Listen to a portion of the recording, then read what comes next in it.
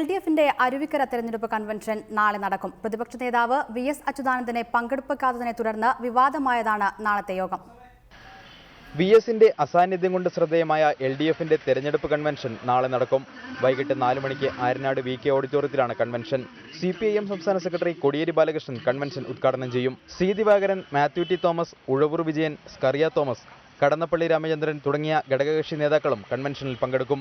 അരുവിക്കര നിയോജക മണ്ഡലത്തെ 12 മേഖലകളായി തിരിച്ചായിരിക്കും LDFിന്റെ പ്രവർത്തനം.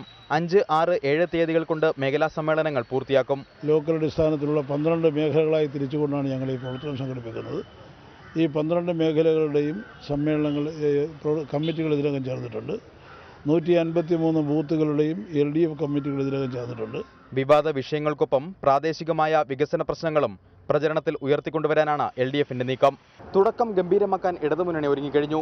കൺവെൻഷന് ശേഷം LDFിന്റെ സംയുക്ത തെരഞ്ഞെടുപ്പ് പ്രചരണം സജീവമാക്കും. ക്യാമറമാൻ അരുൺ പാലോടിനൊപ്പം VR കാർത്തിക്, റിപ്പോർട്ടർ, അരുവിക്കര.